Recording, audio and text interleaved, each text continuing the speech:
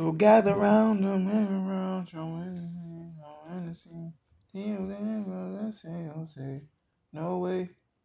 It's in that Alessia Cara. Yeah. Has you sold? That it is. She does. And been singing Alyssa Cara ever since I found out her album came out. We're fine by ourselves. Ever since Friday, you've been listening to Alessia Cara? I haven't been listening to her, but her songs have been stuck in my head. So hey, we don't this is how we rate. No, I don't know the lyrics like that. And we have the true pop princess. It ain't Ariana Grande. Ooh, nah, we got it ain't Ariana Grande. We got it ain't the Dua Brampton Lipa. princess. It ain't Dua Lipa. Shout out to Alessia Cara, man.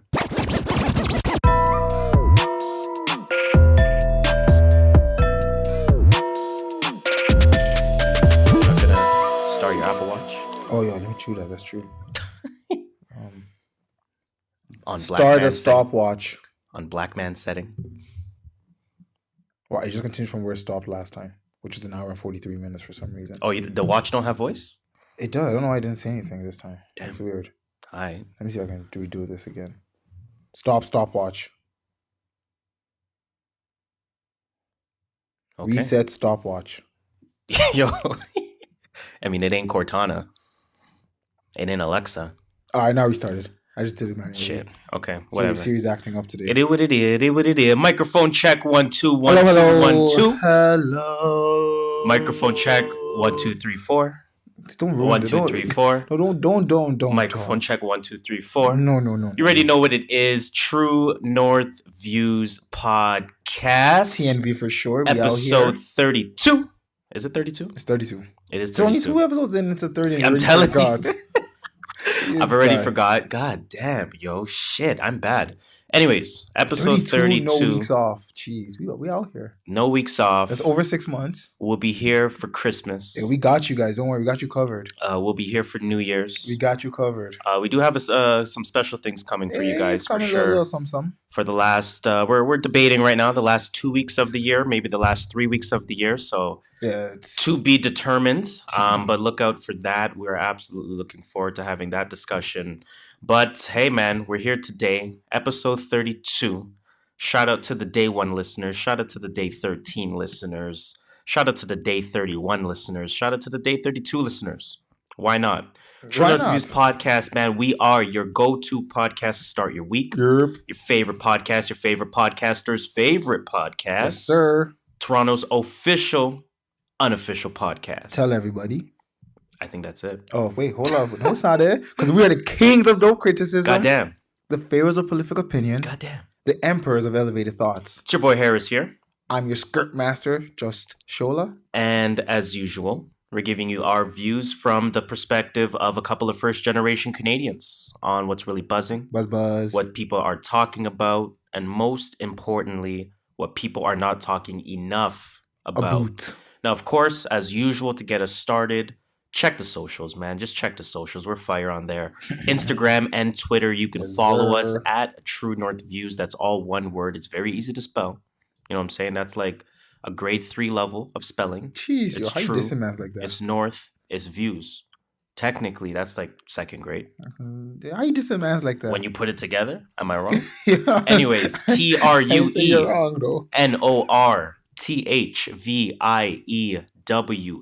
You will find us on Twitter and Instagram at that handle. You can find us in terms of listening to the episode, of course. We are on SoundCloud. We are on Spotify. We are on Apple Podcasts / Apple Music / iTunes / when are they finally going to get all of that in order? But that's neither here nor there. Everywhere. If you search True North Views Podcast on Google or on your respective podcast listening platform of choice, you will find us there. And if you don't, let us know. And if you don't know, now you know. Nigga. You know what I'm saying?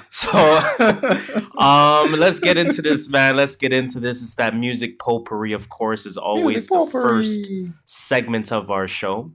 It's a personal favorite of mine. I'm biased. I don't care. Yeah, it's up there as one of my favorites. Fight me. I'm acting like this. I'm acting like we have 10,000 sections. Of one of the favorites. We have, like, last week we had one section. It was music potpourri. So it's one of my favorites. By elimination. Anyways, we got to talk about your boy Adam Levine. This headline had me confused. Saying some shit that's so 2000 and late. What's up with your boy Levine, man? So let me run the background. Let me run the background. background for the people. Run the background check. So Adam Levine has come to this, I guess, paradigm shift. Has come to this, realization. Has come to this sort of supernova of a light bulb of an idea, Ding, ding, ding, ding. and said, "Hey, man, I think I finally realized what is behind all of this innovation in the music industry. I think it's hip hop." Okay. Okay. Oh, okay, buddy. Okay. Hold on, let me throw a sound effect in there, man. Let me just, you know what I'm saying? I think this one's more effective. Bruh. You know what I'm saying? Yeah, bruh. That's actually way better. Way better. You know what I'm saying? So let me quote a little bit from the article that I have in front of me from Rolling Stone. To have the headlines tell it, rock's day in the commercial sun is over. Hip hop and R&B are the most consumed music genres in the United States. Very important to note, of course. Hip-hop also captured 71% of the Billboard's Hot 100 top 10s in Q3 this year. Almost like an ESPN stat. It is what it is. Yes. Now, there are many statistical examples tracking rap's rise over traditional rock. Of course, we know this. This has been happening since the 80s. Now, this week, however, or last week, I should say, the Maroon 5 lead singer Adam Levine, whose career was launched by the softer sides of rock radio, he, chimed in a little bit, and he said the following: "Something unique to this band is that we've always looked to hip-hop, R&B, and all rhythmic forms of music from back when we were writing our first album to now. Rock music is nowhere, really," he told Variety magazine. "I don't know where it is. If it's around, nobody has invited me to the party. All of that innovation and all the incredible things happening in music are in hip-hop.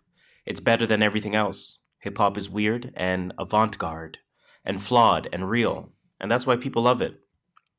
What are your thoughts on this, man? What are your thoughts on your boy? I read the headline wrong. I thought it said Adam Levine says hip-hop is behind in all innovation in the music industry. I was about to say, if this man doesn't get out of the paint. You know what the fucking funniest thing is that I read the article right at first. You know what I'm saying? And then, obviously, before recording, you're telling me how you were kind of wilding out. So after I clicked the link again, and then I started wilding out. I'm like, yo, what the fuck? If you read it wrong, he's saying it's behind. Meanwhile, I already know it's correct. I know what it is. But he ain't lying. Hip hop is the number one genre. It's been that way though. It's been that way for a while, for a few years now. I mean, you got to argue at least late 80s. No, rock was still popping more than hip hop was. In terms of 2000, it really just took off this year. Okay. Not this year, this decade. The statistics, I agree with you there, and that's why the only stat that they can use is 71% of Billboard top 10s in Q3. What about Q2? What about Q1? Yeah, Q4 is not over yet, so we don't know. But I can understand that statistically speaking, you're absolutely correct. But when I go back to hip hop and I think about innovation, I think about again, talking to some of the things that Adam Levine has said. He pulls essentially his sound. He pulls that innovation. He pulls the what hip hop is. You know what I'm saying? Like we look to hip hop for creative direction in music. I think it's been that way for a little while now. Oh yeah, it's been everyone, because hip hop has been rising, right? And people are just like, yo, if hip hop's rising, they're clearly doing something right. So let's take pieces from there. Exactly. Even fashion, a lot of fashion comes from hip hop. Fashion and hip hop are integrated. Yes. You think about the NBA playoffs. Every commercial is Kendrick or Cole or whoever. You think about, again, fashion shows, not your Victoria's Secrets. Yeah, not even those are hip hop, because they get artists to perform on stage while they're walking around. I didn't even know that. I've never seen it, but I know The Weeknd performed before a few years ago. Yeah, Weeknd did. Kanye's performed there before. I know. Yeah, they always get someone like Pornhub Awards. You know what I'm saying? Hip hop is everywhere. Fucking around, but I knew you were going there. Yeah, I mean, I could say hip hop pulled ideas from other genres back in the 70s. Yeah. Back in the early 80s. Hip hop came from rock, technically. I mean, not from rock, but more of a from disco and from, other genres as well. Like it all kind of came together. But yeah, at one point it was pulling from rock. We think about Run DMC and we think about their rise in the early mid 80s. it came from rock. Yeah. Right? It came from sort of making their own rebellion music, if you want to call it that. Agreed. But I do think at a certain point, and I think it's been that way at least since the turn of the century. At least. 2000. Sorry, I'm thinking of like 1990. You're bugging. I was like, 1990. What the hell is we're talking about? A fifth way through the century, bro. I remember Y2K like it's yesterday. You're right. I thought everything was going to fail. I remember it was going to go back to the beginning of time. It was 11:57. I thought they were going to die. PM. CP24 was on the TV in my mom's room. The volume was on. I was upstairs. And I was by the light. I was by the hallway light upstairs. I turned on all the lights. And I'm like, yo, bro, this shit's about to shut off. I'm ready. How old am I? I'm fucking 9 at that point. Okay, I'm a weirdo. All right, it is what it is. I was chilling. Like, yo, this shit cannot be real. Shit, man. But no, man, nonetheless, I do still think it's worth saying a motherfucking shout out to Adam. Yeah, you know what he also said in that article? He also said he had to beg Cardi B to be on his song, and that was the only song that of his lately that has charted high up there. I didn't read that far, not gonna lie. No. But yeah, he just said that. Pretty much, honestly, he just pretty much gave it to people and said hip hop is innovative, which we are taking what we've done since the turn of the century, taking how much types of think about how hip hop many music has come out. Just think about how many genres have pulled from hip hop. Think about how many big name artists tried the hip hop wave because the innovation is there. Oh, yeah. Think about Gwen Stefani, and shout out to her because she's super dope. I love her. She's good. Think about Miley Cyrus. Think about she had a run in hip hop. Think about Madonna to some extent. Yeah, for sure. Having a run in hip hop, or at least being around hip hop figures, even dating back to Tupac way back. Yeah. Making out with Drake on stage. You know what I'm saying? Like, think about Christina Aguilera. Think about pretty much everyone. That's what I'm saying. So it's like there was an argument about that. I forgot who was arguing about. Everyone's saying pop artists get into the hip hop label. Like sometimes they get put under the hip hop label, which wasn't fair for like. What's the example? It was like how they can win like best rap song just because a rapper is on their song. Okay. Type of deal. And they were like, is that a Grammy rule? Like, I'm not... Yeah, it was a Grammy thing. Like, a pop song could be on the list for best rap song. Oh, it's silly. Just because they had a rapper on it. And there was a big fuss about it a few years ago. Like, that's super silly. But anyway, shout out to Adam Levine. But yeah, no, shout out to Adam Levine, man. It's good when, you know, the white people that are invited to the barbecue. It's good when they speak out, man. Yeah, I would invite Adam Levine to the barbecue. Because this is in Rolling Stone magazine. This is for the demographic that isn't black. You know what I'm saying? That isn't urban. XXL. That isn't street. That isn't whatever. Anyways, though, man, shout out to Adam Levine. Shout out to, again, white people. Shout out to white people. Letting people know what it is. Letting other white folks know what it is. Exactly. So we can't be mad at that. Now, I do want to move into new music, but before we get to new music, doing some more applauses, man. Fuck. Let's give another applause. To a black men you know what I'm saying? Selling stuff without the use of their fist. Oh, I thought you said selling. I was like, no, what the fuck is you talking about? I'm like, what the fuck are you talking about? What's he talking about? It's on the news. So shout out, congratulations are in order for none other than Dame Dash. Hey. Now, of course, we know back in June, there was that video that came out. I think it was from TMZ. Dame Dash, she confronted Lee Daniels. At the time, this was at the Diana Ross concert. This is that time of, obviously, when Lee was mad calm. Damon, I will pay you, Damon. Come on, Damon. I will pay you my money. Damon. And then Dame Dash is like, look, you're making me look like a fool. Like, look what you're making me do. I have to ask back for this money for years now. And all everyone is going to talk about is me wilding out at a Diana Ross concert rather than the fact that you owe me money. Damon, you'll get your money. Damon. I hate when people are calling me that. You know, say the man full named him. Anyways, so of course, back in June, like I said, Dame Dash did confront him. That video obviously went viral. Lee Daniels, he said, I'm going to right all of my wrongs. I will pay this man. Do not worry. After that specific altercation, Dame Dash did file a $5 million lawsuit. That was for obviously the interest, for the lost profits. Essentially the fact that I lent you $2 million mad years ago. Like, what's up now? You know what I'm saying? 10 years ago? Yeah, come on now. Plus.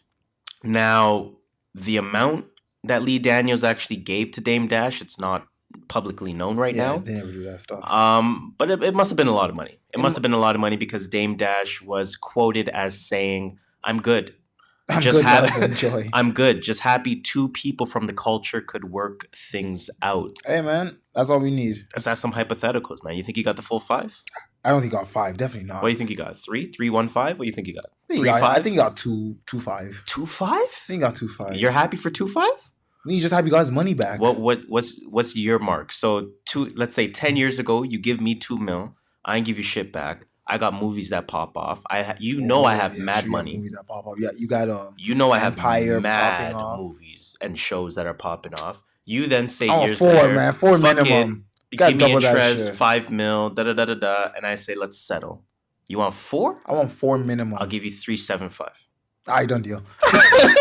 Yo, this guy Yo, that's more caved, than I bro. came. That's more than I came in here This with. guy caved, I'm not gonna keep man. on arguing so you can go lower. Shit. If you're gonna go that low, I'm like, yo, okay, then that's it. But hey, man, congratulations to Shout out. Shout out to motherfucking our Dame black Dash. men settling stuff the way you should do it with your words. You know what I'm saying?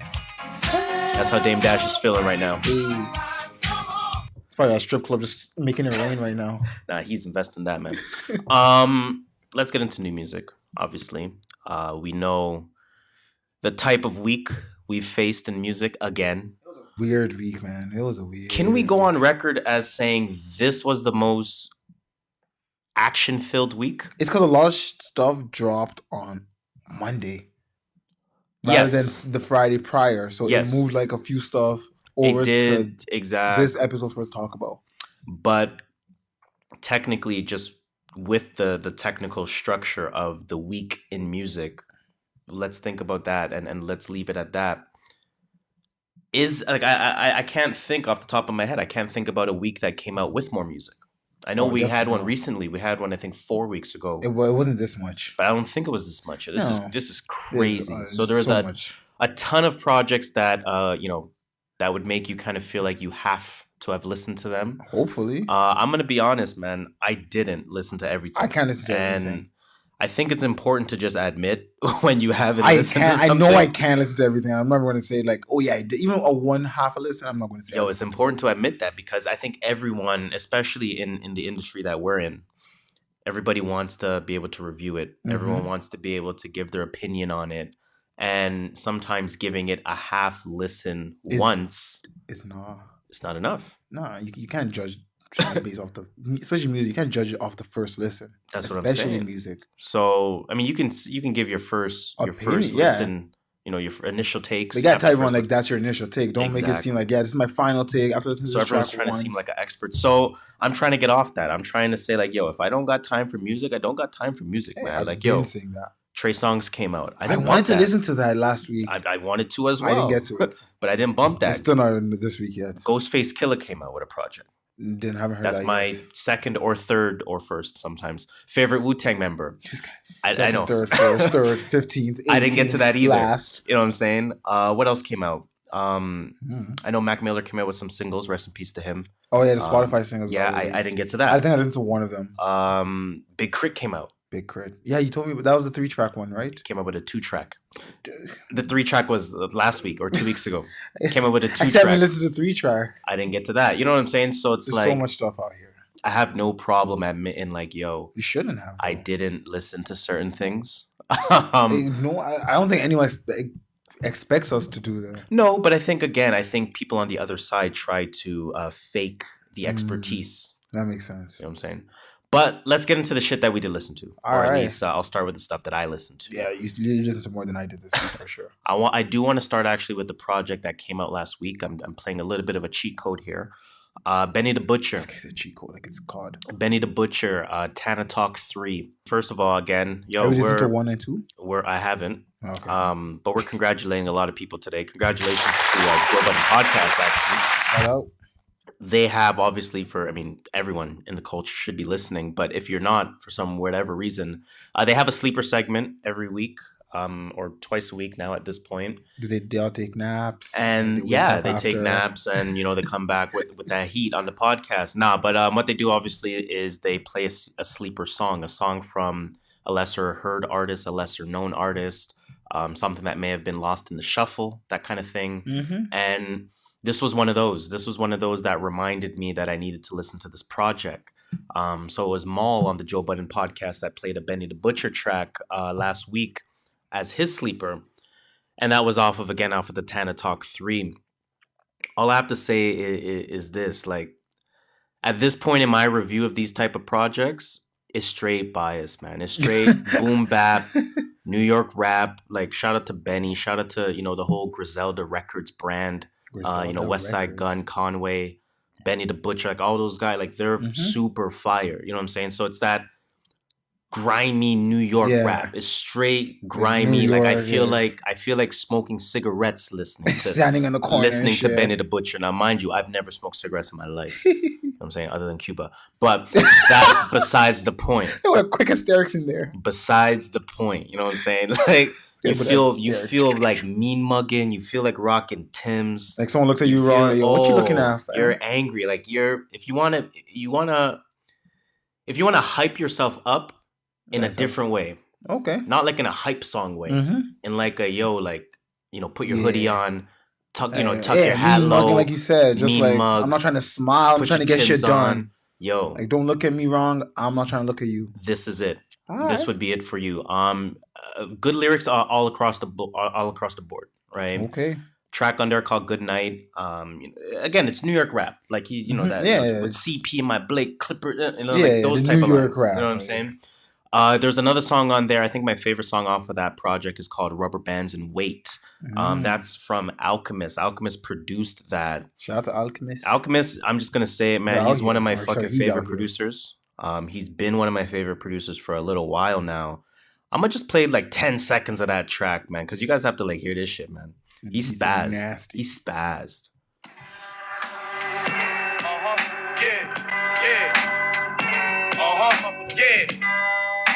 Hey, yo, Al, I got you. Hey, yo, the butcher coming, nigga. Look, I got 10 niggas with me, all body catchers. That's 10 straps and Air Max 97s. You know why we legends?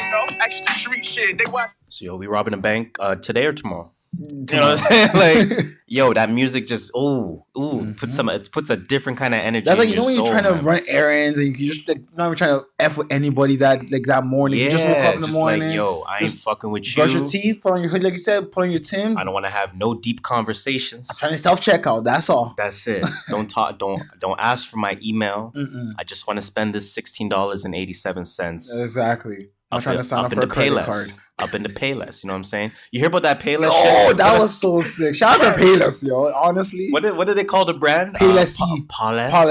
Policy. Yo, people are dumb, man. People are fucking stupid, dude. Yo, shout out to Payless. Honestly, that's some good ass. I'm telling you. Ish. I don't know if it's marketing, whatever it is. It's good. They killed that. They exposed a lot of people. I think consumerism. Consumerism right there. I think whoever came up with that idea. Because it was definitely an intern. 1,000% it was an intern. Definitely an intern. Because they're the only ones young enough to be aware. That's true. You know what I'm saying? That intern deserves a bag. So I'm going to just say that.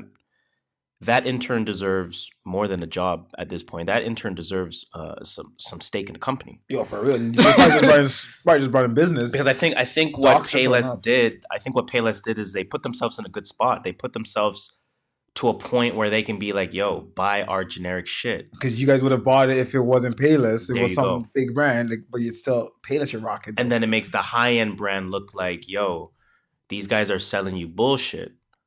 Come down and buy us at Payless. You know what I'm saying? Like, yeah. I think it works in their favor. No, shout out to them. It does. I think it works in their favor. Shout out to them. And again, shout out to Benny the Butcher, man. That Tana Talk 3. That Alchemist. Is super fire. Like I said, Alchemist is one of my favorite producers, period. He actually came up with a project as well. That project is called Bread. He's getting bread, that's why. And going back to the Tana Talk 3 for a moment by Benny the Butcher, 14 songs, 52 minutes. So it's a solid, full-length feature. The Alchemist project, like I said, is 8 songs at 25 minutes. Okay. Listen.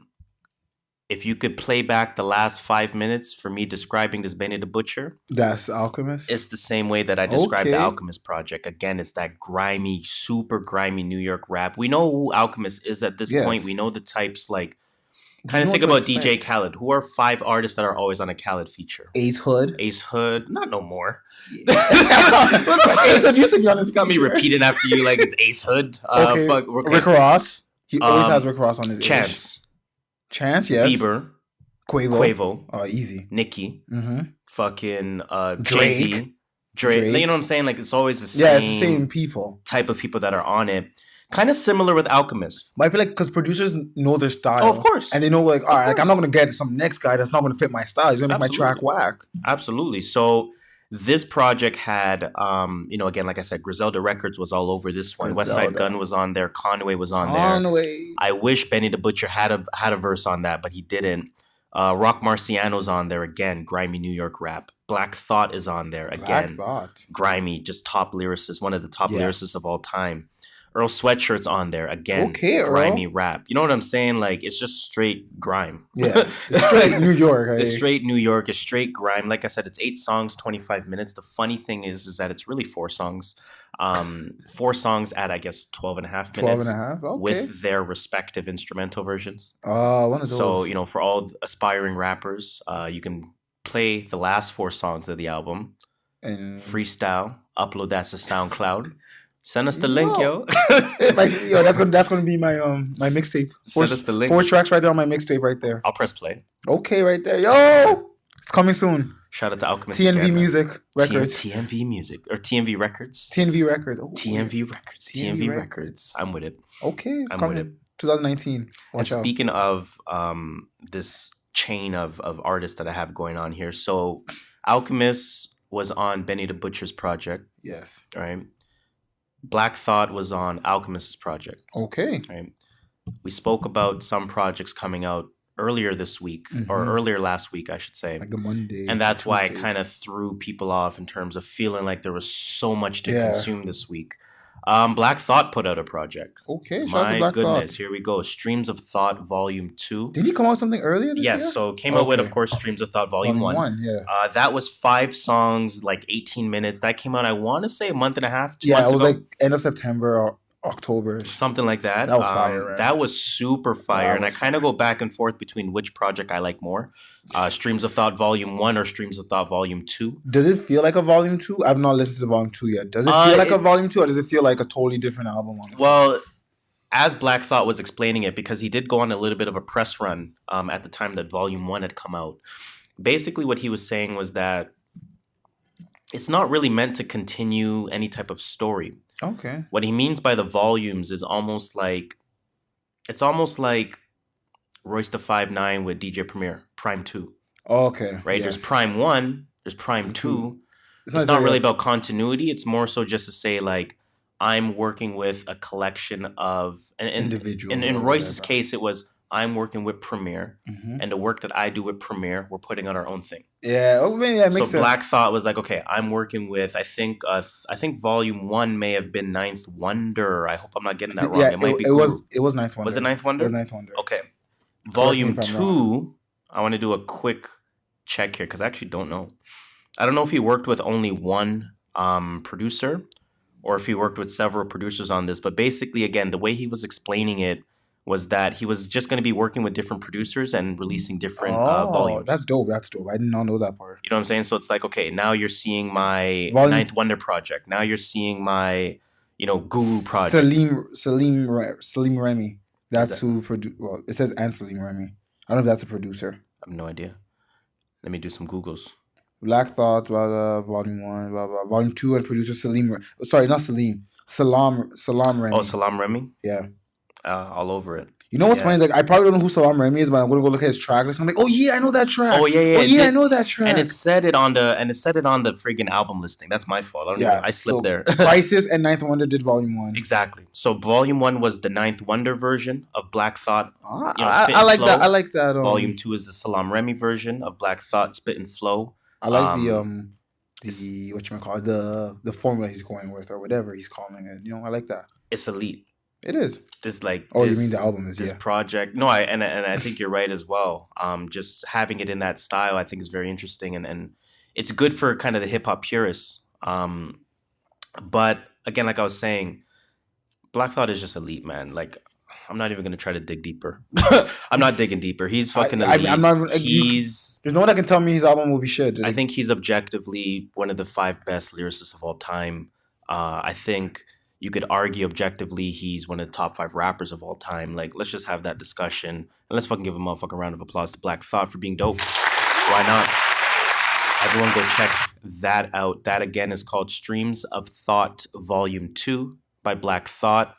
Please bump that. It's fire. You already know what it is.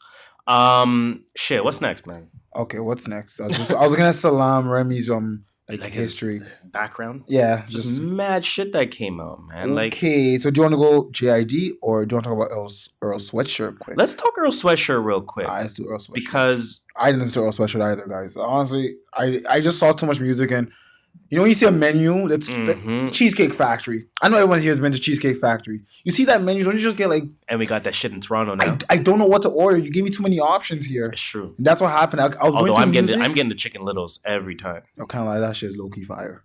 That was low key fire. I got that last time. Oh, real shit! Finally, I got that when I went to Buffalo. Actually, let's give the story, man. Let me give a little bit of a background story. So, the first time I went to Buffalo, probably was 26. Was it with us? No. Oh, okay.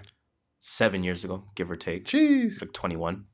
21? Or 21, yeah. I forget my age at this point. Fuck, that's bad. Honestly, my age is just it's just a thing. It's just a number now. Fuck. God damn. I gotta look at my ID to even know how old I am. But, okay, I went to Cheesecake Factory at like the age of like 20 or 21 for the first time. Yeah. Right? And in the Cheesecake Factory, I had, the Chicken Littles. Right? And this was way back in the day. I don't know if you guys remember, but I showed you guys the Chicken Littles. Yeah, of course you do. You kept on talking about it for the next 6 years. And I said, yo, this is the greatest meal I've ever had in my life. Yeah, if I go to the group chat, you send that at least once a year. Yo, I'm just glad you had it. I did, and it kind of like... I'm just glad you had it. It's honestly probably the best thing on the menu. That honey mustard? Oh, that dip is deadly. Oh. Come on. The corn? Come on. The corn? Buttery ass corn. Yo, the black pepper on it. Bro, I'm drooling. Pause. Yeah, that's a pause. Yo, Earl Sweatshirt. Earl Sweatshirt, man. Some rap songs this is called. Now, I don't want to... Okay.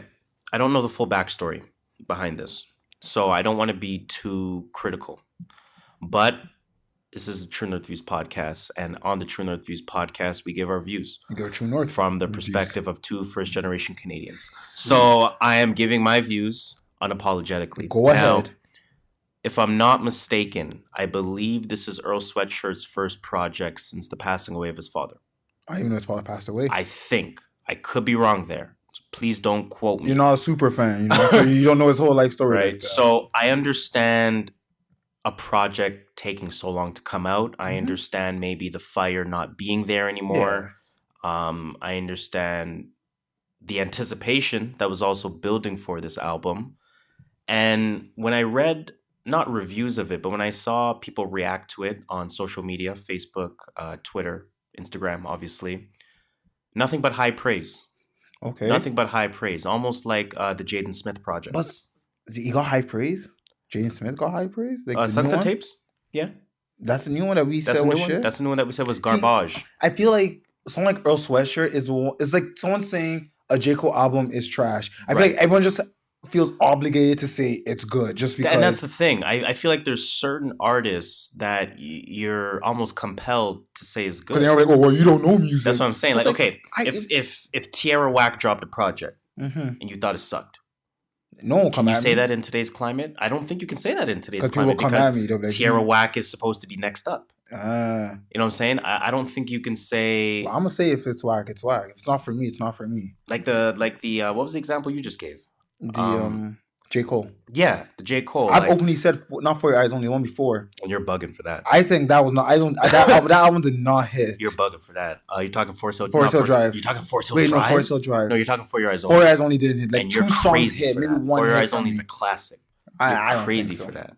Anyways, you are correct in that there's certain artists that just you can't slander. You can't slander. You're not allowed, like a Cardi record. You're not allowed to slander Cardi. Really hard. Not now. Not yet. You know what I'm saying? Coming. I'm not slandering this Earl Sweatshirt project because I like it. I do like it. It basically, it feels like a lot of B-sides, like a lot of like unfinished tracks. It feels like shit. Just he had some songs and he threw it together. Maybe that's why he called it some rap song. Yeah, project, like, there's no story to this. And you can tell it's just his swag. He doesn't really care. He doesn't care for limelight. He just raps. I don't know what I'm does. saying. He just raps. He just chills and he raps. What does he do when he's not rapping? Who knows? But my critique of this is that it's not Doris. Okay. That was his first album. At all. Yeah, and for the listeners, Doris is his first project. I think that came out in 2015. Way back. That's a long time ago. It's not even close to Doris. Damn. Like nowhere close. Damn. But you know what? It's new Earl. Like I said, we got him on the Alchemist project. We got him. I think he had a couple of other verses this year. He came out with a song too, like 2-3 weeks ago. That was on the thing. That was on the project. It's called Nowhere to Go, if I'm not mistaken. That was on the project, Some Rap Songs. But this wasn't a great project from Earl Sweatshirt. I won't say you need to go out of your way to hear it. It is 15 songs, 24 minutes. See, I was gonna say, what's the average on that? It's like each song is like a minute less. That's like $1.10 an average. Like, you know what I'm saying? Like I get music is short now, but come on. But it's one of those where he's just throwing songs together. Yeah. It's some rap songs. It's literal. It's some rap songs. It is what it is. I'm happy to get new Earl Sweatshirt. I'm happy that he's making new music again. Shout out to Earl. You obviously can tell this is not the for real project. Like this is literally just some rap songs. It's like almost like a mixtape. Almost like a mixtape, a EP, whatever you want to call it nowadays. A bunch of songs. It's aight, but I don't feel a need to rush to listen to it. All right, okay, I'm gonna rush to listen because I was thinking about listening to this. Yeah, up there. Listen to it, but no, but just other stuff on my list. That's what I mean. Yeah, it will move down on my list now after what you said. If you have other things you're prioritizing, then you can move Earl Sweatshirt, some rap songs down a little bit. All right, that sounds. But still decent nonetheless. Gotcha. Let's move on because again, mad projects. This week, I should say. Yo, I realized last week I said this year for something and I didn't correct myself. Oh, I missed that too. Fuck, man. I said La Vie. If you're listening, you know what you meant. You know what I meant. God damn it. Anyways, it can't always be right, man. Let's talk about Jiddy Jid, JID, Dreamville's finest. Let me just start by saying DiCaprio 2. When I listened to this, after the first two songs, I was like, okay. I see why you are hyping him up. Because I usually just think he's like, no offense to Jordan Lucas, but just another person that raps. Right. He raps fast. Doesn't have any particular appeal. Yeah, like he doesn't put songs together. He just says a bunch of words in a rhyme. But then when I listen, I'm like, oh, he's kind of putting songs together. This felt like a complete album. Like it didn't feel like, I listened to Jordan Lucas' album. Jordan Lucas' album just felt like him rapping. Putting songs, it felt like some rap songs. Yes, literally, it felt like some rap song. This felt like an album. And I was like, okay, I get why he's up there, as why you've been hyping him up so much. Because I've been like, this nigga better drop some fire shit or I'm coming in to flame your ass. Yeah, I've been hyping him up for a while now. Mm-hmm. Whoa, I just realized that. But he didn't disappoint. He did not. You know what I'm saying? Like I think, like you said, he's doing a lot on this album. Mm-hmm. He's doing a lot. There's flow to it. There's story to it. There's story. There's shit talking to it. There's good features on it. There's a good balance to it in terms of the types of records that you're getting. There's some depth to this, man. Like this, I liked the Never Story a lot, and that was his project that came out last year. 2017? Yeah, 2017. I liked the Never Story a lot. The Never Story was in my rotation for a very long time. Pretty sure up to like last week it was. Still is, right? DiCaprio 2, I feel like, is significantly better. Okay, I didn't listen to his first stuff, but significantly better. And that's not even to say like it was crap. No, that's not even to say the Never Story wasn't elite, because I thought like that was my introduction. That's what made me like say, yo, JID's next. See, and that's one thing. That's one thing about music. Whenever I say something is better, I'm not saying the other one is necessarily crap. I'm just saying if one's a 9 out of 10, the other one's a 9.5. Exactly, and this is one of those situations. Right? Yeah, I get what you're saying. Did you see his performance on? Was it Kimmel? No. Fallon? No. One of them two. I actually don't even know how this person looks. Oh, yeah? I think he has dreads. He has dreads. Okay, yeah. I think I've seen a picture too, but I've never been like, let me actually go watch the music video again. I was ready to come in with the shit talk. Yo, his album is whack.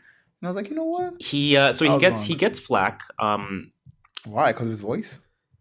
Okay, he gets I'm flack for the rude, man. same thing that he gets some praise for, right? So the praise about JID in terms of, making you want to listen to him is that people will say he sounds like two artists. They'll say Kendrick and they'll say Anderson .Paak, right?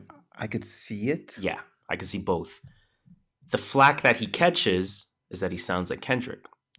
What do you What do you think about that? Does that hurt? Because that's always been JID. If you listen to JID and you listen to even Earth Gang as well, who's also another Dreamville artist, Dreamville duo, they kind of have that play with your voice, Kendrick-esque type of flow. They have that already. Kendrick is the first person to blow up, with that type of play with the voice. He's not the only. You can even argue. He's not the only person to do it, so I can't say that's his flack because he sounds like Kendrick. He maybe have been doing it before Kendrick blew up, and he's not going to change now all of a sudden because Kendrick blew up. So you think he should just stick to his guns, double down, this is my flow, this is how I make music. Yes, it is what it is. Yeah, there can't be only one. There can't be one rapper in the whole world. The type of thing. True. That's your style. That's your style. And I feel like their styles are very different as well. I don't see Kendrick in him.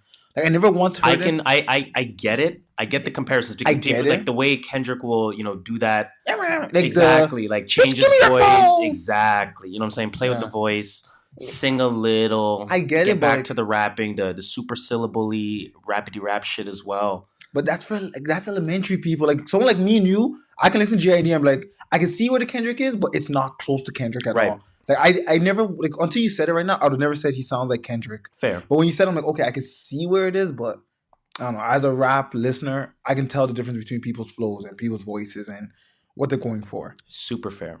Super fair. All right, let's talk about this album. Talk about the album a little bit, man. So we get into, Frequency Change, of course, the intro.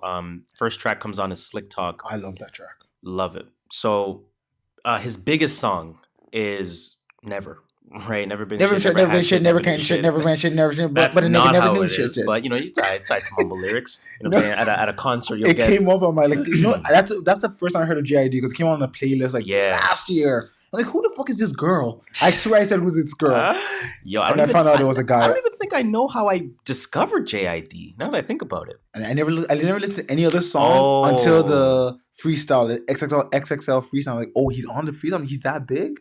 I think, and yeah, when he got on XXL, that made me feel real happy that I trust my ears because I was into him for a year and a half prior to that. I was into half those people on that list. So I was like, okay. Smoke, perp, but some of the guys were off. You know what I'm saying? Okay, fuck with me. All right, you got me. I'll give you that. Fucking. I'm playing, man. I know what you're saying. Let me give you this for that. All right, I'll give you that one. Fuck, where was I going with this again? How you got into JID? Slick Talk. Okay, so his biggest song, Never been shit, never has shit, whatever. There's a beat break in there, and then he kind of switches it up the same way that Drake did. Sicko Mode, right? Mm-hmm. Obviously, Sicko Mode is the one that's talked about, but many songs have done this. Anyway, Slick Talk, he does the same thing. I personally like that. I liked it. He went with the slower approach. I like how he went with the slower approach. You can actually hear because he can rap fast. He's saying rap fast. What did you call it last week? I guess we called it rap fast when we talked about Tory Lanez. Oh, did I say just rapidy rap shit? I don't know. I don't know, but I hate saying rap fast because I feel like it makes them sound. It doesn't make them sound as good. It doesn't give them credit. Yeah, but it's his flow. Whatever, he can do the quick rap. Yeah, and he slowed it down for this, and you can actually hear every word he's saying. Exactly. And I like that tortoise and the hair story he said. And he's like, he's a tortoise. Tortoise? How do you say that? Tortoise? Tortoise? Yeah. And he ain't lying. He is a tortoise. He's been slow come up, but well, that's the thing because when he dropped the album and I mentioned it, I don't know if I mentioned it actually last week. I was supposed to, but too much shit came out, or was it the week before? Nonetheless, he basically said "Yo, I'm dropping my shit on Monday. I don't care about numbers. Numbers are for the Coles of the world, are for the Drakes of the world, are for the Kendricks of the world. I don't care about numbers. I'm doing my own shit. I'm on my own path. I'm talking mad shit on Slick Talk.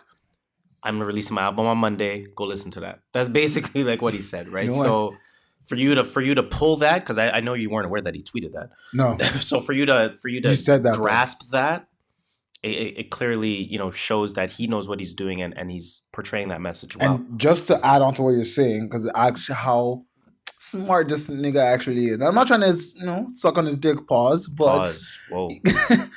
honestly, and we're going to talk about when we get to the Meek album. Jay-Z did say the same thing where he's like, Billboard numbers used to mean something, and now they don't. Yeah, and we'll get JID into that. Pretty much just said the exact same thing. Exactly. Like, take that's smart. If I'm thinking the same way Jay-Z's thinking, I think I'm smart. See, but the thing is, what I really like about JID, and you mentioned Jay-Z, and I want to draw some parallels, and you got to, like, really hear me out on this one. Because I'm like, I looked at you, I'm like, okay, you better come with some serious You got to hear me out facts. on this one.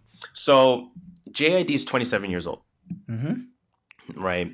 He's one of those artists similar to Kanye in a sense, similar to Jay-Z in a sense, similar to, say, Rick Ross in a sense, where their come up has come later in the game, or later in their age, I should say, right? Like not like when they're 21, 22. Reasonable Doubt didn't come out until Jay-Z was 26. Yeah.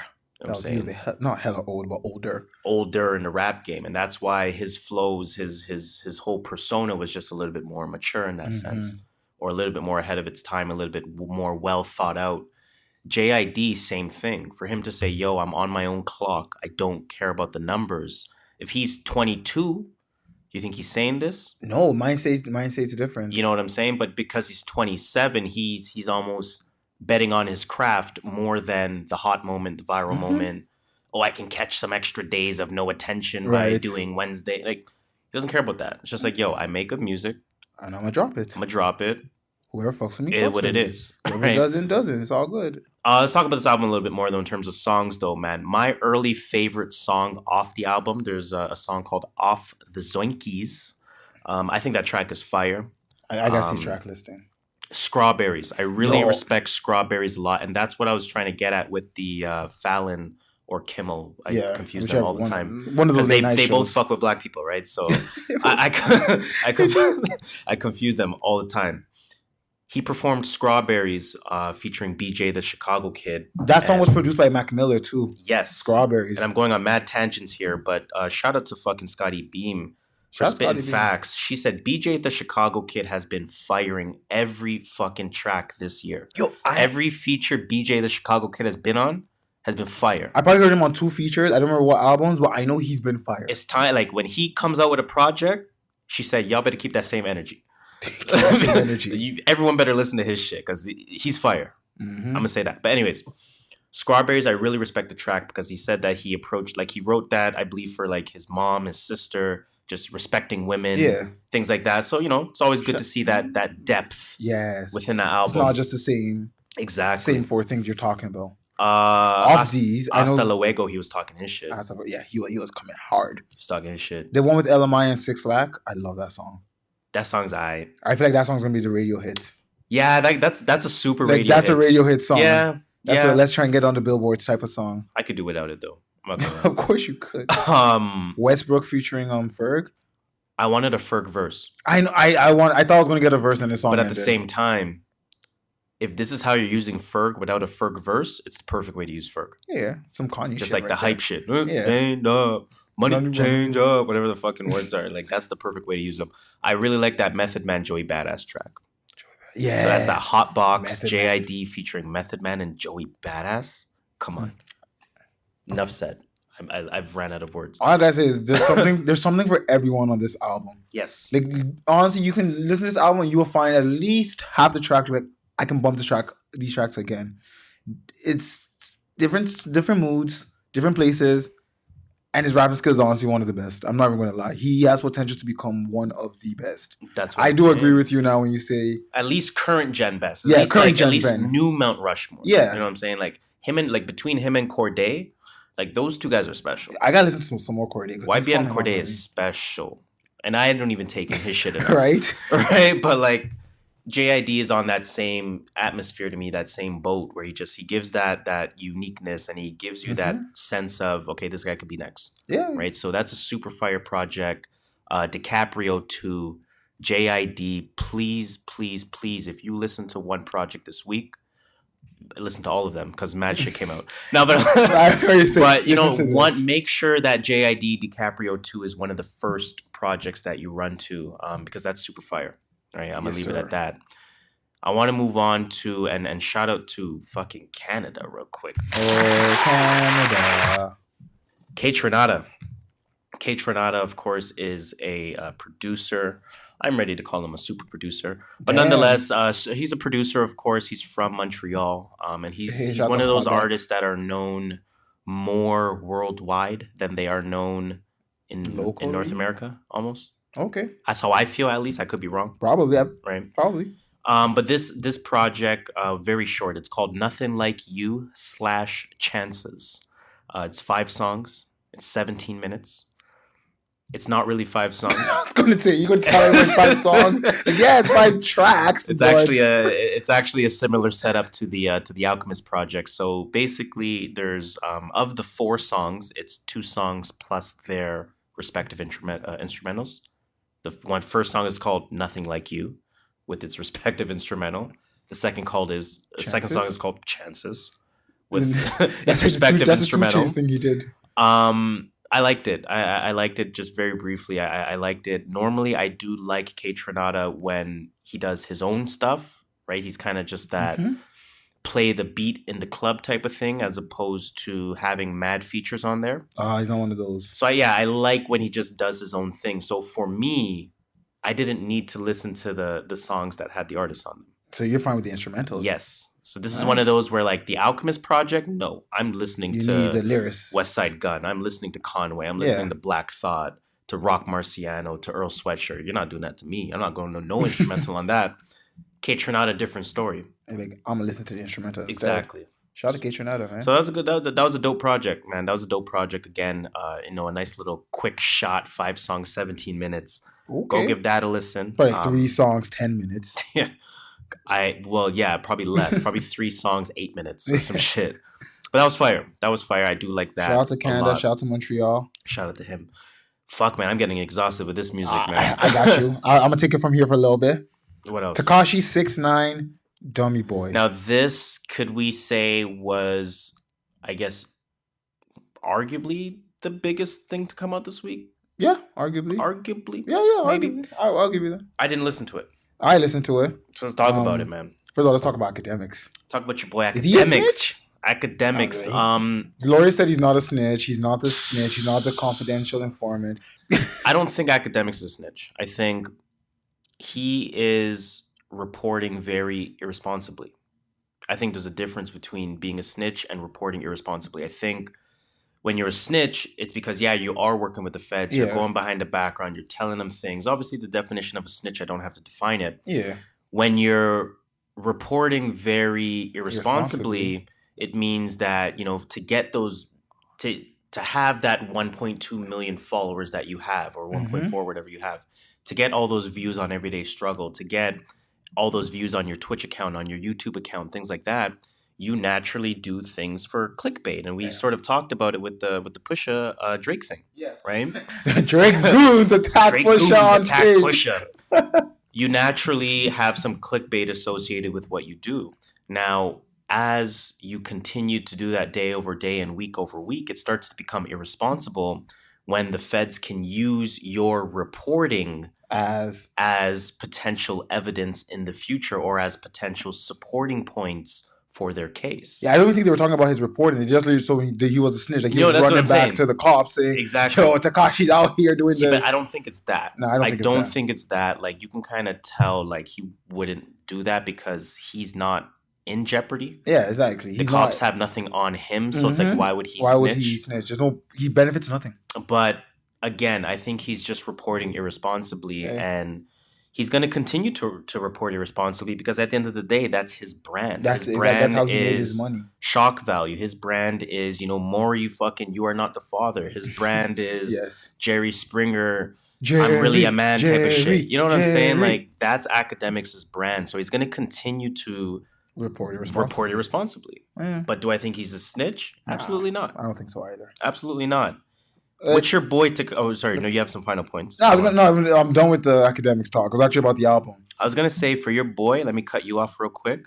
Your boy 6ix9ine, somebody's going to have to teach this guy some words, bro. Yo, everything is 2 syllables. 2 syllables. Like he's trolling to a point where I'm not gonna listen to this album. Let me. Stupid. Let me. I'm caught. Wait. Chill. You know what I'm saying? Chill. Like, all right, you get your shit off. I gotta explain it. Let me start. Shit. Let me start. Let me start by saying, Pause. this is not. It's not a pause. I'm joking. This is not. If you're trying to find lyrics, if you're trying to find the meaning of life, if you're in a dark spot and you're trying to get out, this is not the album for you. Fair. But if you're trying if you're trying to turn up, party, drink, smoke since it's legal here, bang headbangers, this is the album you should listen to. Okay. Now I do think he needs to learn more words because half of these words aren't even words; they're just 2 syllables put together. It's him just like, but to me, like, I don't think Tekashi 6ix9ine, the artist, and this is my personal opinion, this is not taking away anything from you or any of his fans or just anyone in general. Well, I'm not his fan. No, and I'm not saying you are.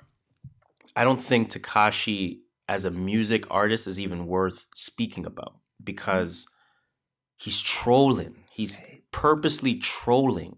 Yeah, but and like it's working. You know what I'm saying? Like it's working. I don't know, man. It's not for me. But go on. I mean, quick. I'll just run you guys down how the album went. Stupid and Fifi were the first track. We both heard both of them. Yeah. Well, you probably have not. I think I heard a bit of Stupid, and then Fifi is the Nicki one. Nicki, right? Yeah. And then we go into TikTok, which was Lil Baby, feature Lil Baby. Yeah, I'm over Lil Baby. You know what? I was into this. I'm like, damn, Lil Baby's been on everything. Yeah. And then come Friday, Lil Baby drops an album. Yep. Kika, that features shout out to Toronto's very own Tory Lanez. It's fire track on his first album too. Fire track. Mama. This one had Kanye and Nicki Minaj. Oh, that's the Kanye Nicki. This Kanye sounded like old Kanye for a little bit there. Like even Nicki was whack. Nicki had no bars. Her 3 bars had head. Hey, I'm like, yo, come on, Nicki, man. You have better wordplay than this. What are you expecting from a 6ix9ine track, though? But Kanye killed it. But what are you expecting from a 6ix9ine track? I don't know. Not in comparison to Kanye, just as a 6ix9ine track. What are you expecting? I don't expect nothing from Nicki. You know what I'm saying? I expect something from Nicki, not from 6ix9ine. If Nicki's on Jay-Z's track, I'm expecting bars. If Nicki's on fucking 6ix9ine, I'm not expecting anything. Just expect some random stuff. A Boogie came out with next track, Waka. Not A Boogie. A Boogie's featured on the next track called Waka. Fuck these names. A Boogie killed it as usual. Yo, his track list, and I'm just gonna fucking say it. BB? His shit sounds like the motherfucking. His track list sounds like the song Fifi, bro. It's like Fifi TikTok Kika Mama Waka Baby Malakanga FIFA Tati Wando Dummy. You know what I'm saying? I already know what I want. That's literally the track list.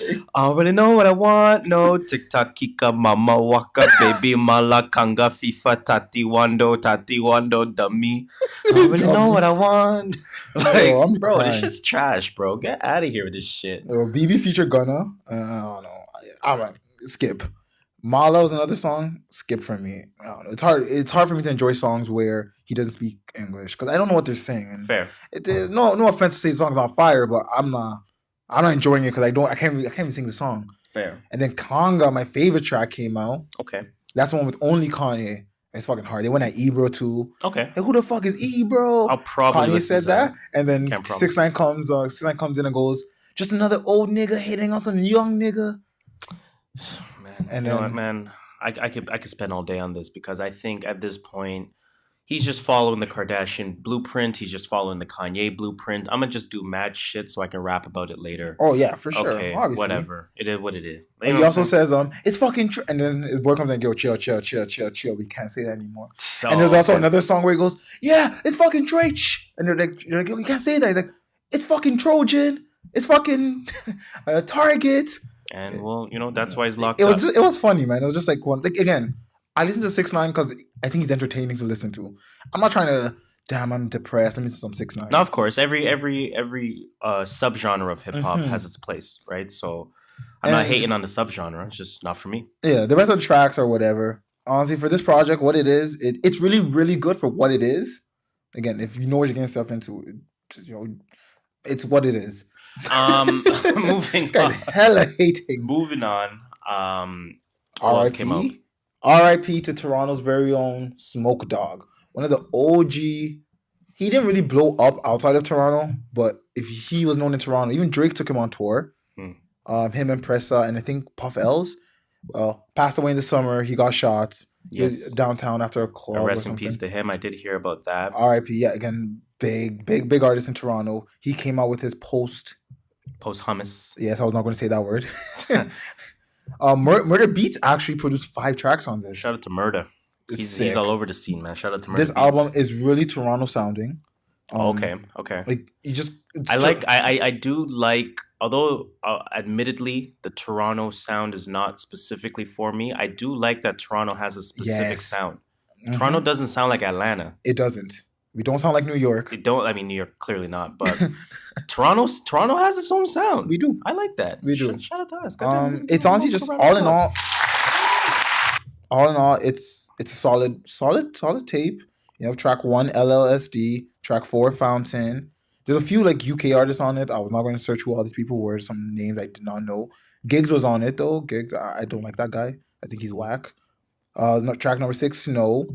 Track number 7 was produced by Murder Beats. That beat is heavy, but I don't know, I wasn't feeling the flow. Track number 8 is a song I would say everyone needs to listen to. It felt like the most complete song. There was a little bit like it felt mixed and mastered. Fair. Every other song felt like more like a freestyle. Fair. And then the last track, Smokey World, featured like one of the younger Toronto artists called Young Smokey.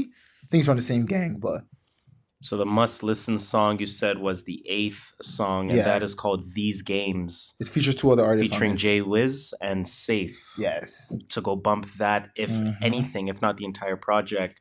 And again, you know, Track- rest in peace. Track number 10 is like French Montana's flow too. Ah, If okay, you like French Montana, you will like track number 10. I'm with it.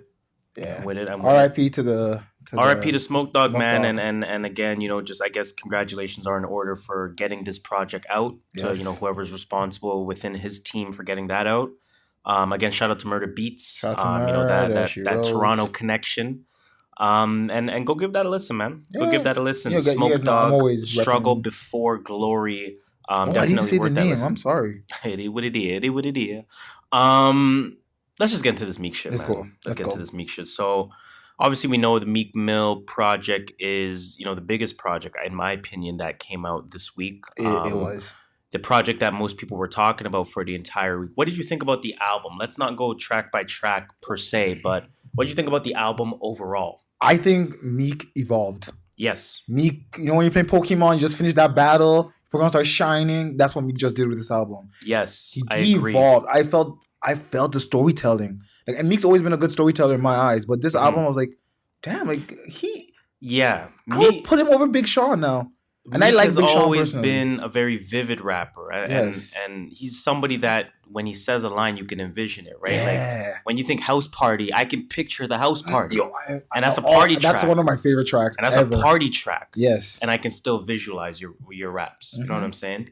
I agree with you with the Big Sean comparison, or not comparison, but I guess hierarchy, if you want to Yes. call it that. I would put him ahead. I think this objectively puts him ahead now. Yep, exactly. I had him ahead for a little while now, but I haven't heard Sean spit in a while. Yeah, So it's like I know what you're saying. the moment Big Sean comes back, I might switch it, Mhm. but I don't think I can switch it anymore.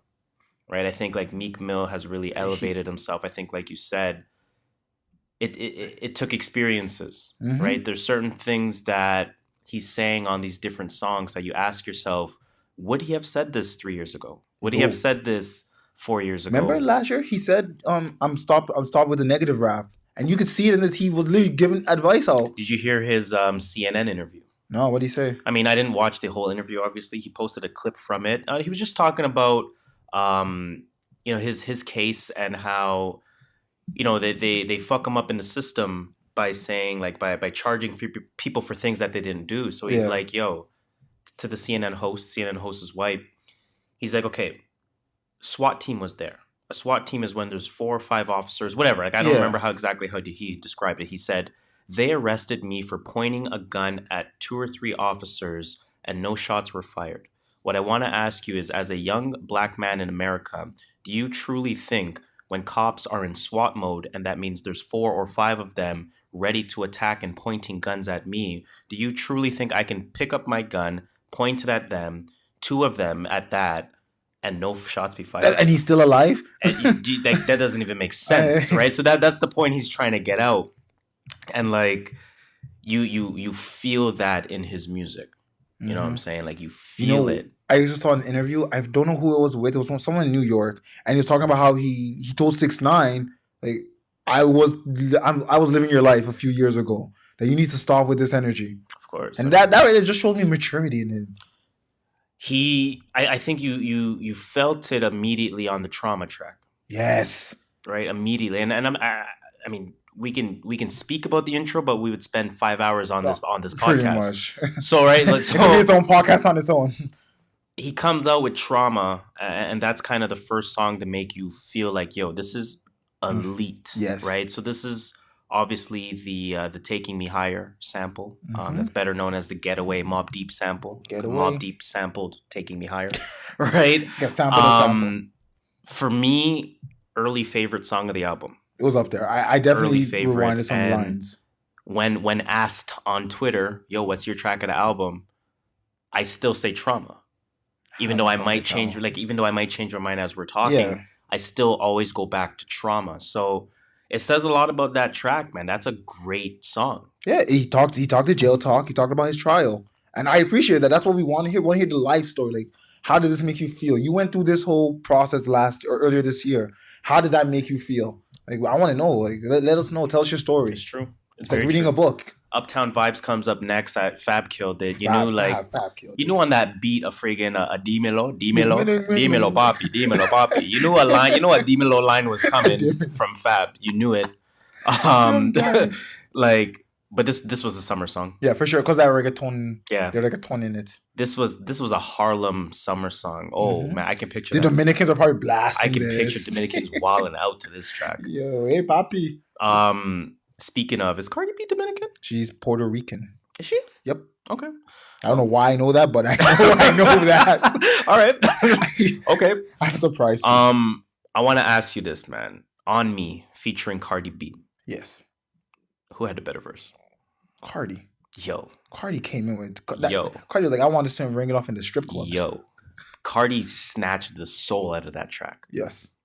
Snatched the soul. Like I had to run the track back a couple of times. I was like, okay, specifically for Cardi. No, I was like nodding my head, and then Cardi came in, and my head got nodded. Like, my head nodded harder. I had to she went so hard. I had to tweet it from the True North Views Twitter account.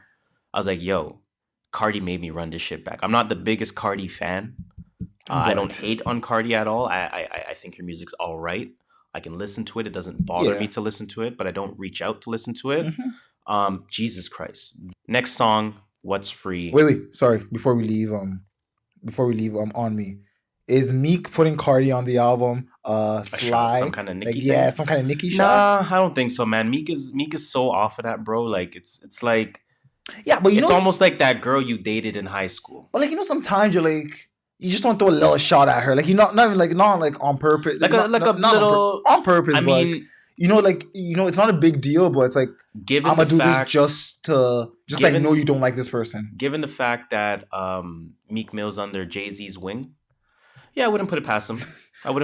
Jay-Z and Drake are the kings of petty. Those little mini subs pettiness. Yes. So I wouldn't be surprised. Okay. I wouldn't be surprised. Although again, I do kind of still think about that high school girlfriend example. Like, yo, I don't give a fuck.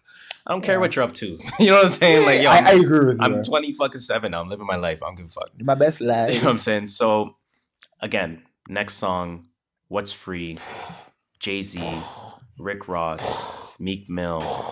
Fire. Yeah. Did I say enough fires? Fire. It left me... And I know for the purpose of the podcast, we often like hype things up. As we explain it, right? We say it's phenomenal. We say it's great. We say it's really good. This was one of the first hip hop songs in a while that just completely made me speechless. Oh, I agree with you. When the song was done, completely, I'm just like, I was like, I gotta replay that back. Like, I must have missed something here or something. Not even a playback. When I finished listening to that song, I had to pause the album for about 25 minutes. I'm not lying to you. Like, I had to see, like, yo, I can't listen to this anymore. I'm going to stop. I'm going to digest what I just heard. My jaw is still on the floor. I'm still picking it up. Pause. And Yeah, this was amazing. Ro- This was We've already amazing. been talking about Ross not missing, and he is still hitting that bullseye. This was amazing. Rick Ross did say on the track, "Over a decade and nobody's favorite." He's one of my favorites. Where do you have Ross in your All-time favorites? all-time? He's definitely top 10. Mm. I won't put him top 5, but that's a personal No, thing. of course, that's all it is. I'll put him That's all it somewhere in is. top 10 for sure. I don't know, man, because I got run through Rick Ross to me is the Scottie Pippen of the game. Right? He can do everything. The ultimate. And again, this was said on the Joe Budden podcast, not the Scottie Pippen comparison, but he is the ultimate utility player. Yeah. Right? He can make that track for that artist. He can make that Khaled track, that Jay-Z track, the Chance track. He can hop up on the Meek track, the Drake track. He will kill every track he's on. But can you say Scottie Pippen is better than whomever one-on-one? Can you know what I'm saying? Like, I know what you're saying. I know where you're it's going. almost like the Draymond Green effect. It's almost like you're such a great utility player. It almost hurts you as an individual player. Like, you're not seen as a good individual player. So Rick Ross is one of those special cases for me. It's hard for me to rate him on my all-time. It's very hard for me to rate him. But you gotta say top 20 at least. He's proven his worth. You have to at least top 20, top 25, bare minimum. Yeah, I still put him in my top 10. If I go through his catalog, I'm almost word for word going through almost all his albums. Now, the craziest part to me about this song is that there's so much going on in this song that I don't even listen to Meek Mill's part. I was gonna say that. Like, I actually don't remember any bar Meek Mill spits. And if you listen to Meek's part, he probably spat some shit. He's actually saying a lot of shit.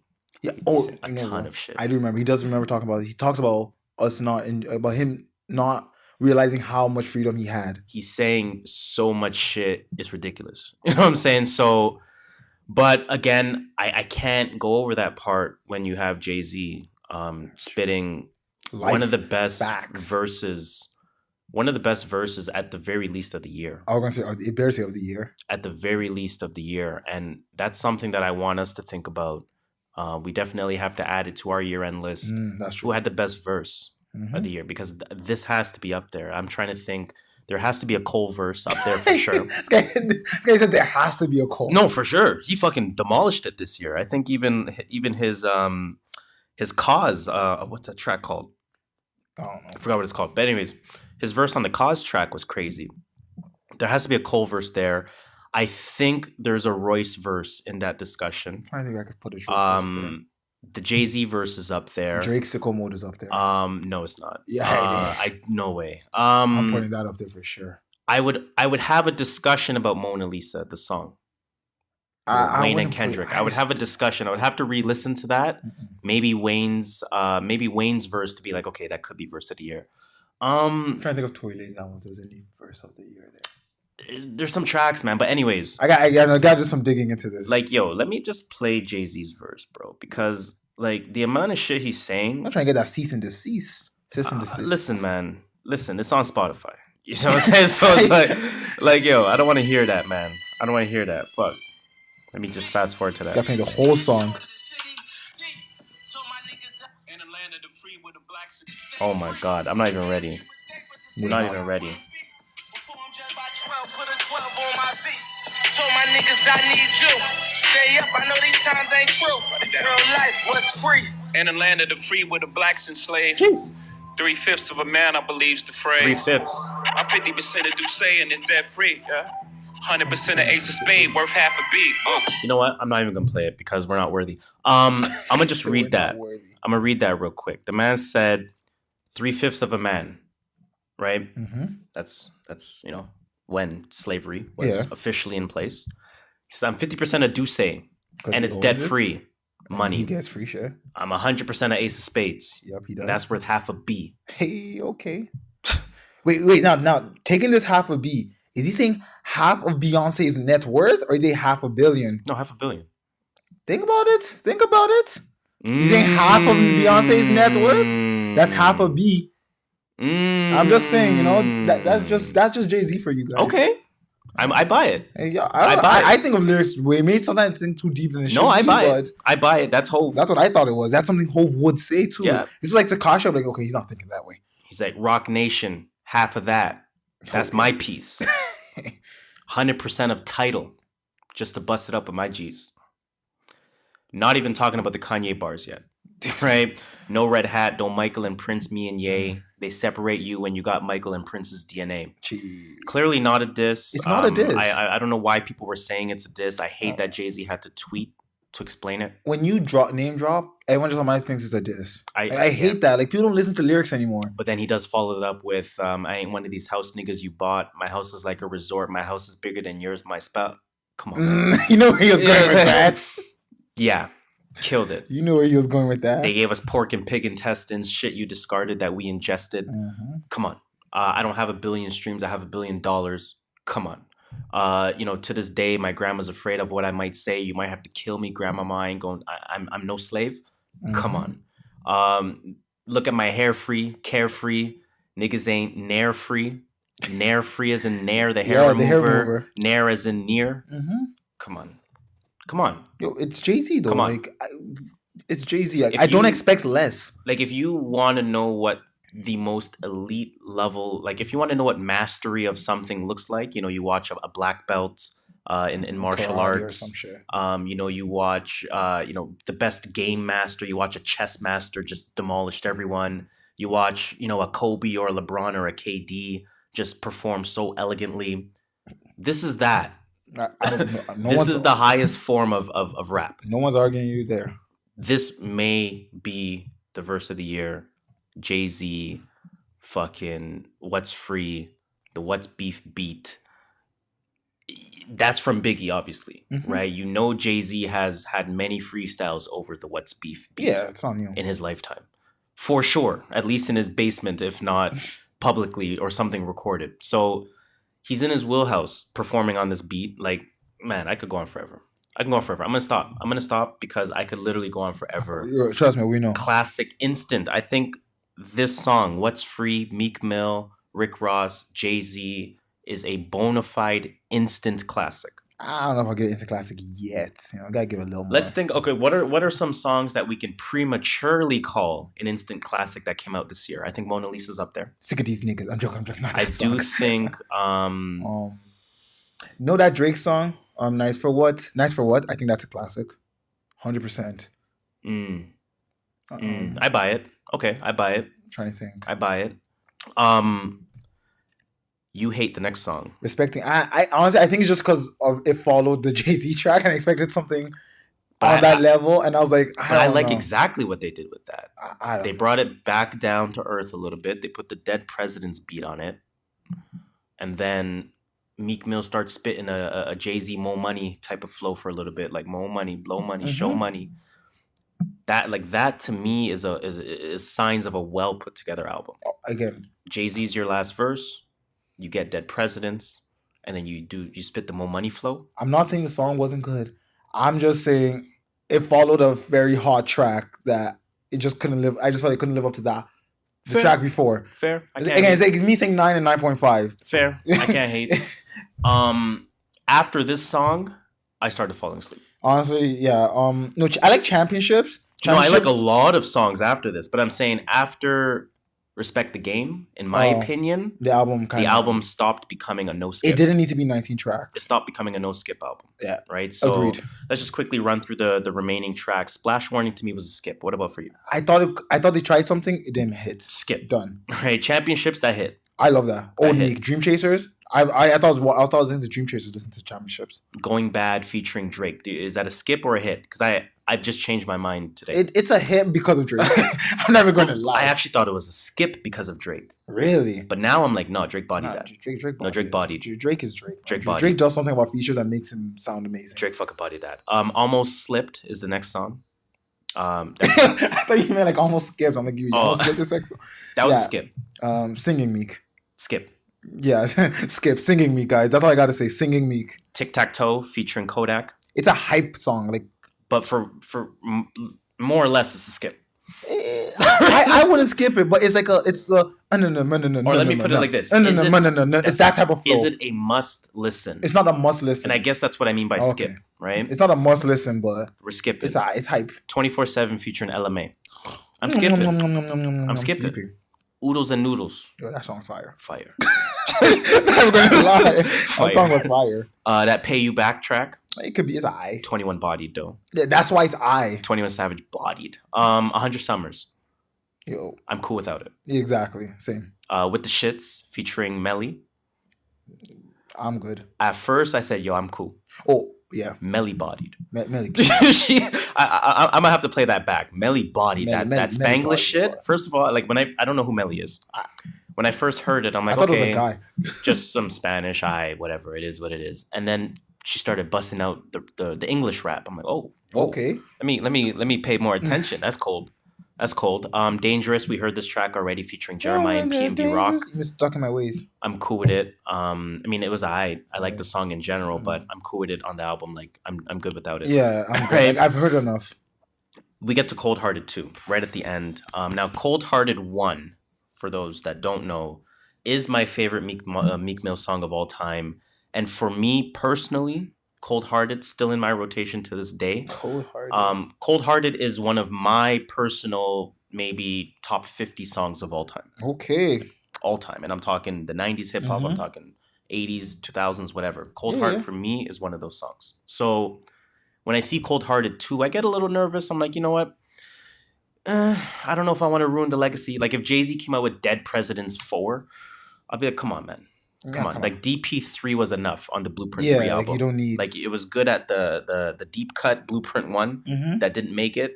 And then Blueprint 2, not Blueprint, Dead Presidents 1 and then Dead Presidents 2 left it at that. Done. You should have never done even a 3. Yeah.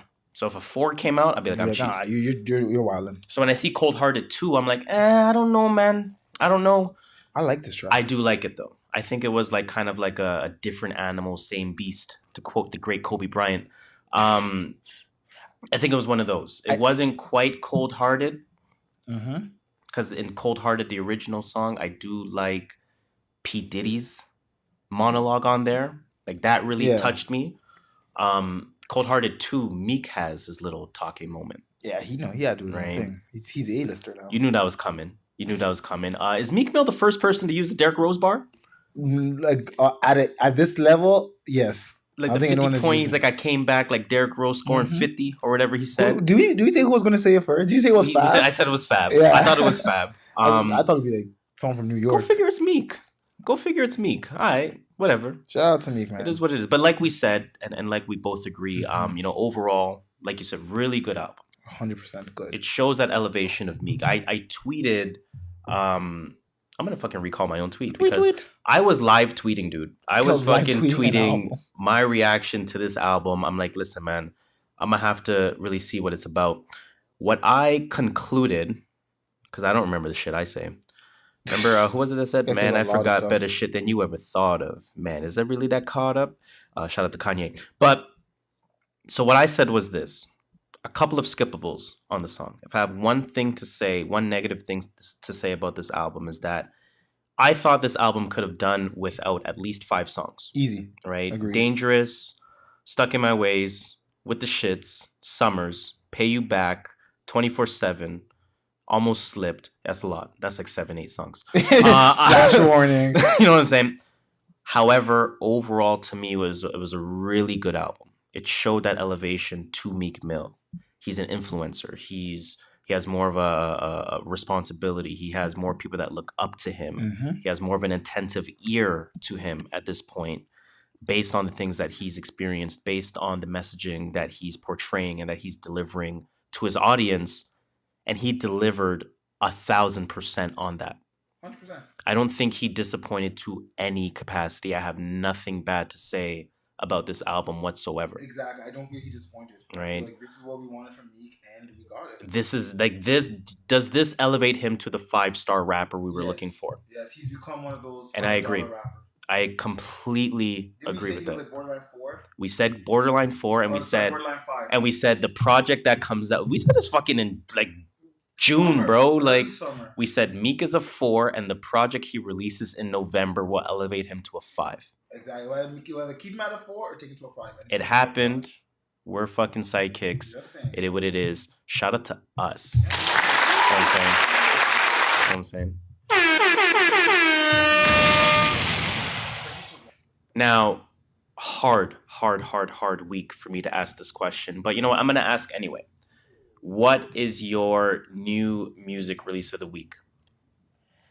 It's a tie this week, actually, believe it or not. Tie? It's a tie. Well, if that's not politically correct, I don't know what else is.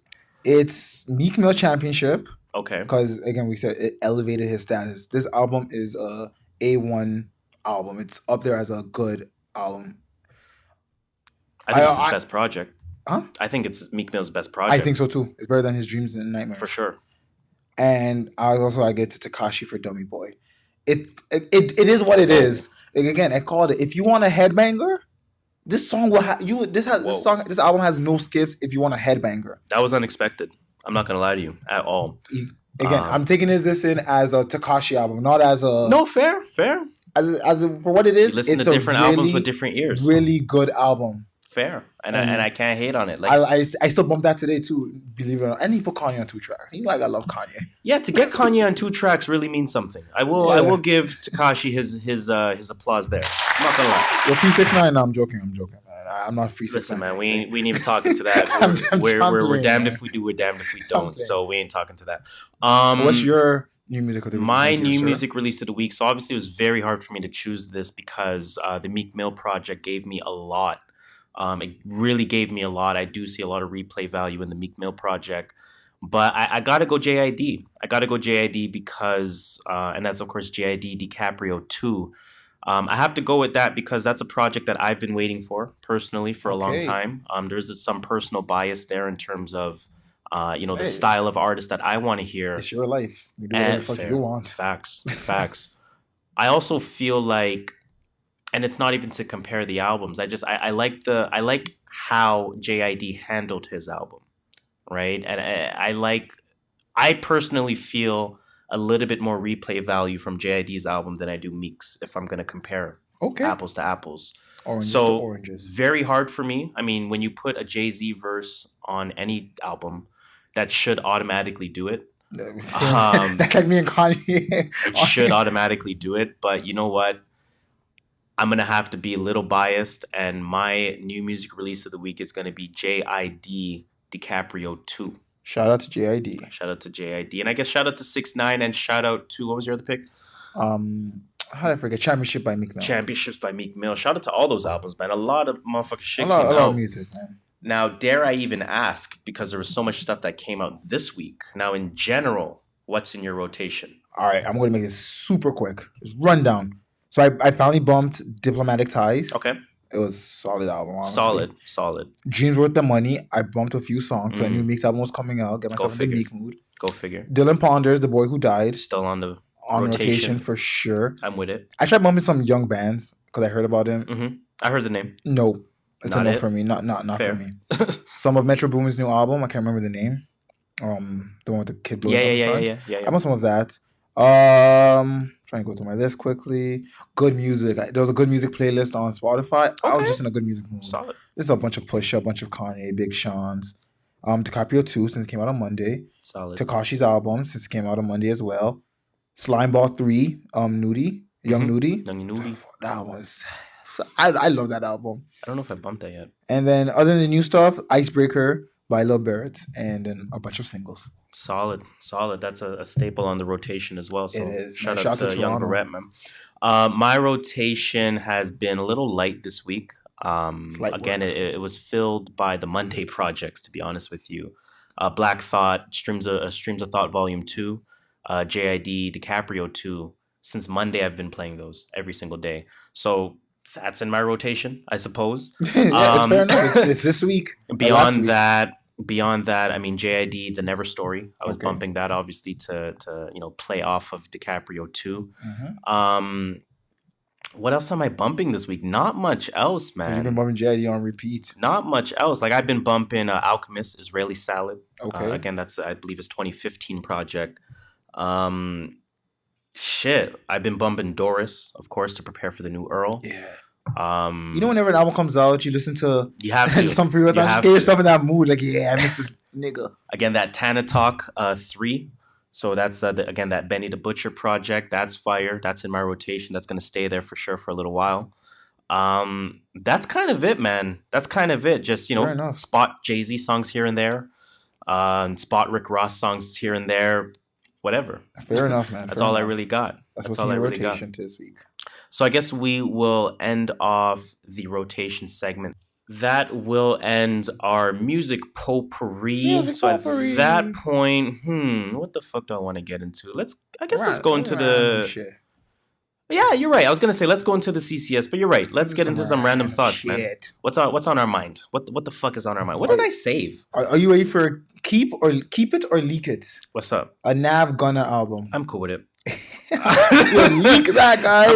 Leak it. You can keep that one there. I might. What else is here? I saved. There was mad shit I just randomly saved that I forgot to talk about over the past couple of weeks. Jesus and Mero's show starts February 21st on Showtime. Yo, shout out to them. Let me give a fucking round of applause to Jesus and Mero. I'm glad we see that. Where's Charlemagne's shit, man? I'm still waiting for that. The HBO one, right? Yeah. Niggas don't know what made no sense. Did you see that the Dwight Howard situation, of course? Did you see that the person, I guess the Mason, whatever the person's name is kind of known for having a fake accusation history? Mm-hmm. It wasn't the first time they did it. I'm over that. Whatever. Anyways, shout out to France. Well, no shout out to France, and then a shout out to France because they stole artwork, but they gave the artwork back. So shout out to them. That's not a shout out. You'll steal. Shout out to Black Panther for influencing the culture. So France will return 26 works of art to Benin.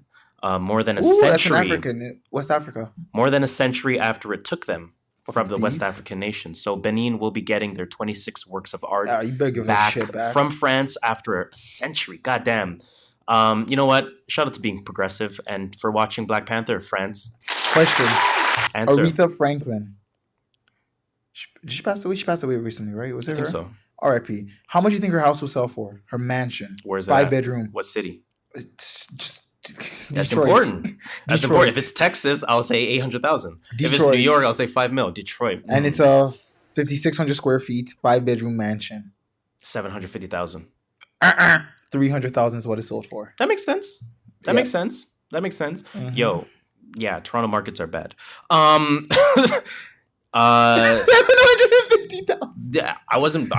You're not wrong though. In Toronto, that 5-bedroom mansion, you're looking about $5 million. Pretty much.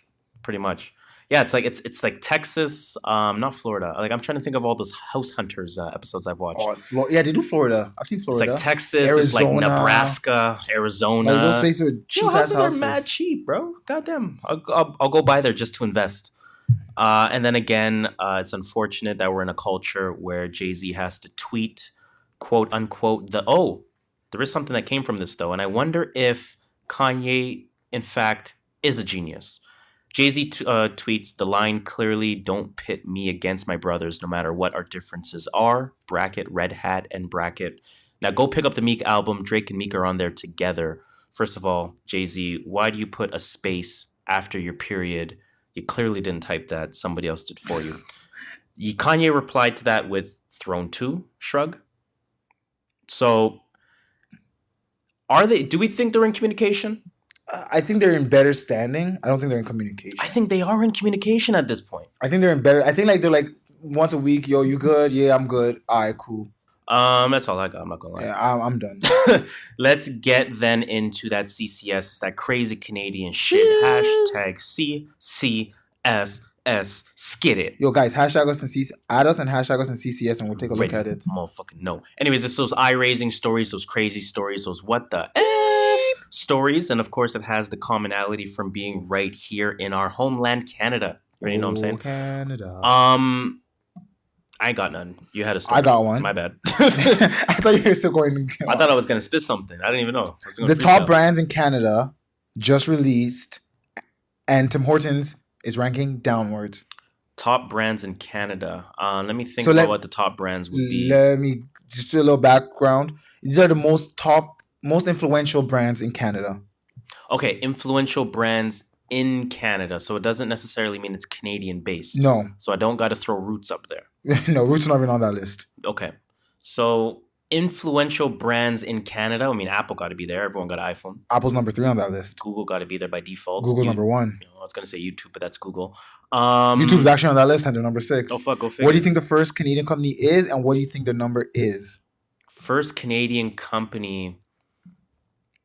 First Canadian company? Or brand? What? I'm trying to think. Why can't I think? All right, I'm gonna tell you what's on the list, and you can tell me which one you think it is. Is the Nether Weather Network Canadian?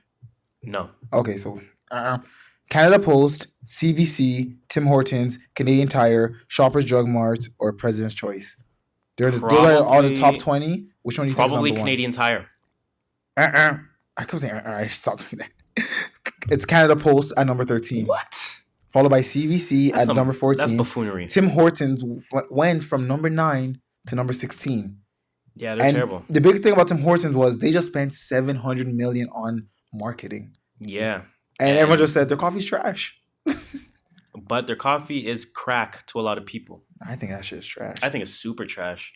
But that's neither here nor there. Well, yeah, and then just give you the top 10 quickly. It goes in order from 1 to 10. Google, Facebook, Apple, Amazon, Microsoft, YouTube, Walmart, Visa, Netflix, and number 10, Samsung. Gualmar. Remember that Dexter's Lab meme with the Spanish? It's like Gualmar.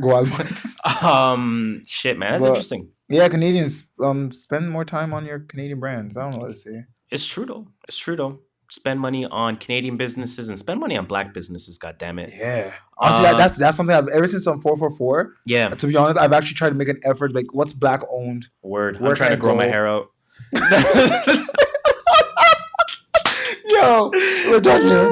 We're done here. Yeah, we just ended this shit. We're fucking done, man. I'm man. gonna grow my hair out. Cue the motherfucking music, man. Motherfucking Incredible Hulk music. Because